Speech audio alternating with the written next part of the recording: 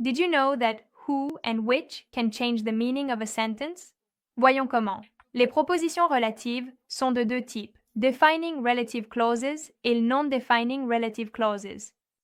Voyons maintenant ce que signifie chaque type et comment il s'applique. Commençons par un exemple simple. The doctor who treated me is very kind.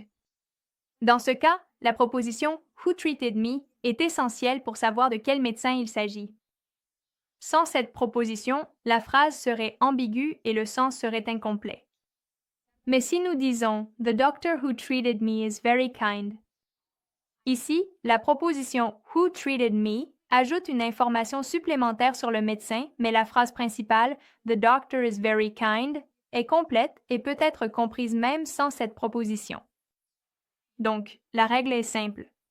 Defining relative clauses fournissent des informations essentielles pour comprendre la phrase, tandis que non-defining relative clause ajoute simplement un détail supplémentaire, sans affecter le sens principal. Voyons maintenant d'autres exemples. The patient who arrived late missed the appointment. Ici, la proposition who arrived late est nécessaire pour savoir de quel patient il s'agit. The patient who arrived late missed the appointment. Dans ce cas, la proposition who arrived late ajoute seulement un détail, mais la phrase principale The patient missed the appointment reste claire même sans elle. The book that I borrowed was very interesting. Sans la proposition that I borrowed, nous ne saurions pas de quel livre il s'agit. The book which I borrowed from the library was very interesting. Dans ce cas, la proposition which I borrowed from the library n'est qu'un détail supplémentaire. Ainsi, defining relative clauses sont essentielles pour comprendre la phrase, tandis que non-defining relative clauses ne sont qu'un détail ajouté. Nous avons quelques pronoms qui nous aident à construire des propositions relatives.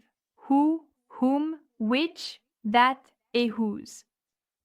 Nous utilisons who pour les personnes, which pour les choses et that peut être utilisé pour les deux.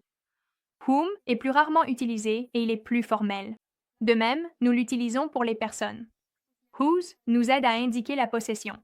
Suis la leçon complète pour des informations supplémentaires.